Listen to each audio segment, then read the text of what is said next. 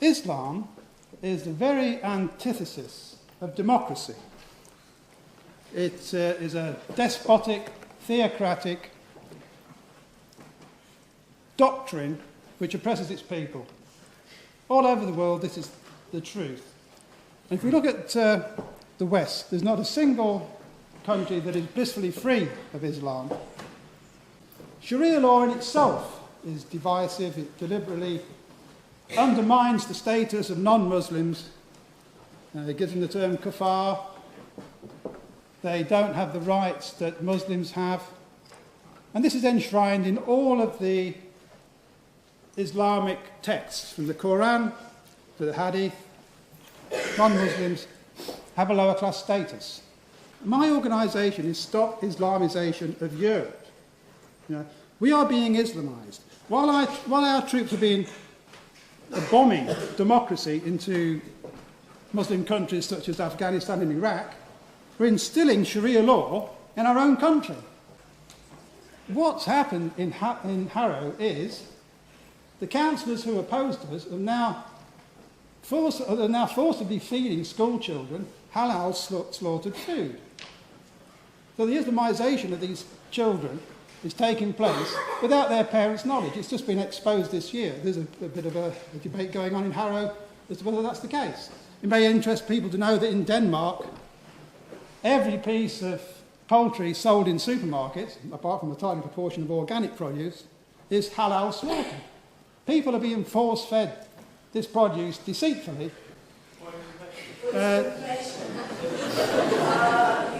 to be conflating cultural integration and Islamisation, simply because as society, as we are a democracy, we decide to accept the values of other people that decide to come to our country. We accept them. This isn't necessarily some sort of Islamisation. These are the foundations of democracy. No, not at all. No. My organisation would not exist if the British media and the Western media did their jobs and reported things impartially, instead of going time after time after Israel for what's happening in the Gaza Strip, misreporting things like that, the supposed killing of Mohammed al-Jura, the 12-year-old boy, up against a wall, sheltering behind his father. It was complete fabrication, thrown out of a French court. No redaction, no retraction by the media. If the media did their job properly, I would not need to stand here now debating the issue. In fact, none of us would need to be here because you would all agree with me. Hello, greetings. I'm your friendly neighbourhood Islamist. I was a bit late coming from London today, but the queue of infidels to behead was rather longer than usual. Now, I guess getting to more salient points, we've heard this very interesting discussion. I think it can break it down to this. The people that came after me who were opposing the proposition, they were viewed as, or there's an allegation, these are not true Muslims, or they represent some fringe element of Islam. Well, I'm going to be a little controversial, and if anyone has seen me on video and so on, not Crime Watch, but the debates I've debated secularism, atheism, I have a penchant for political philosophy, and I am a convert to Islam from Portuguese descent. Now, essentially this, I believe in the Sharia. I believe in Orthodox Islam for 1,400 years. I believe in all the elements that that is unpopular that you've seen. But I'd like to explain that there is a big misunderstanding, and I'm going to be very antisocial, but I am an Islamist after all. And I'm going to have to not take people's points, because I've got a lot of things I want to refute. And basically, the organisation I was part of does a lot of debating. I'd like to make another point that in last year, December the 10th, my organisation invited Stephen Gash for a debate on Islamification of Britain, myth or reality. He pulled out a few days before that. No, sorry. And not take a point of information. You can just afterwards. Okay. Anyway, now he said, I want to ask the point he said at the beginning. He said that the West is summed up by democracy.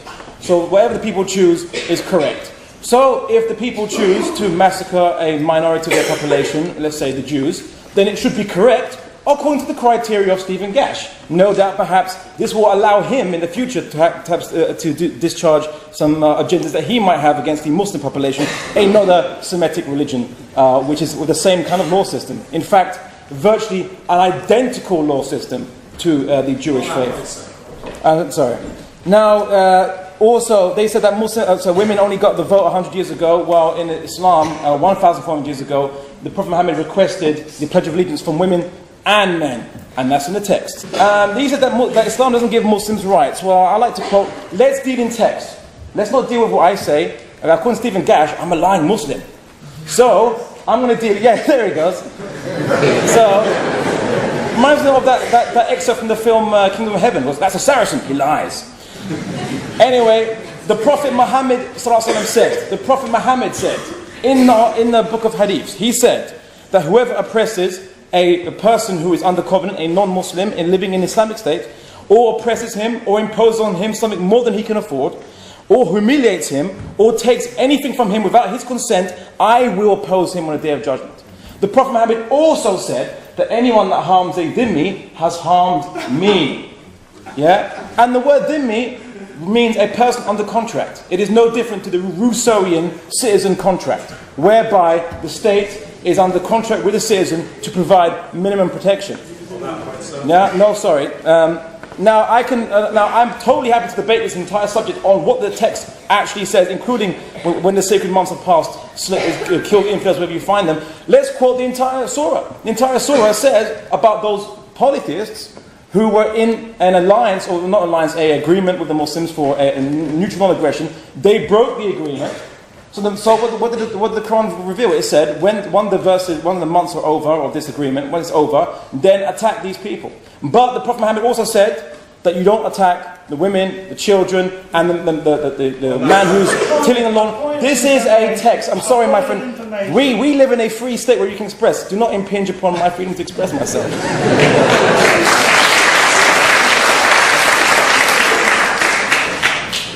Okay. He says, why don't we see Muslims challenging these extremists that come on media, on TV and so on? We held a debate. We invited the BNP to criticize Islam on a public platform, much to the UAF's disgruntlement with this.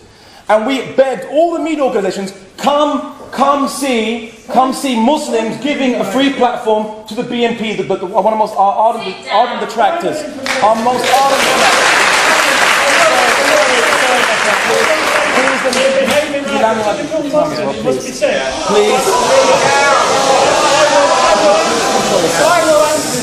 Please control yourself. Okay, I'm talking about the BNP.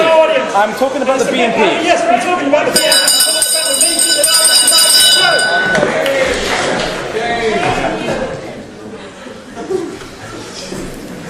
Anyway,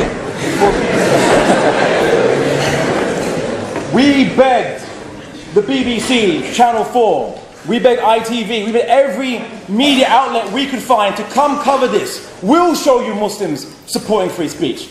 It wasn't newsworthy, they said. Wasn't newsworthy.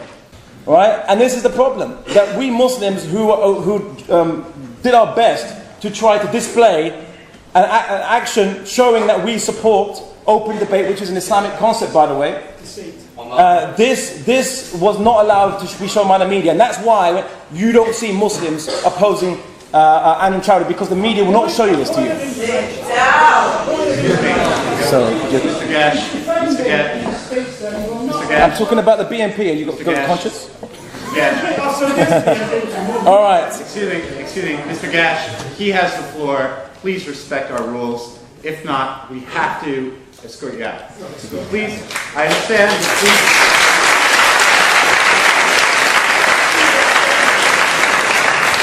Everyone has gotten 10 minutes to speak. It is now Mr. Al-Andalusi's chance to speak.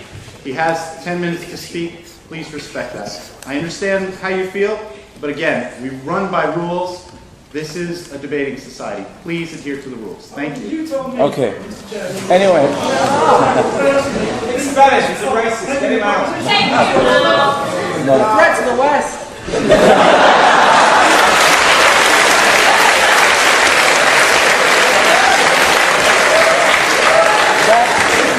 That's Anyway, now on to secularism. You know, is religion a threat to secularism? I'll tell you this. I think secularism does not...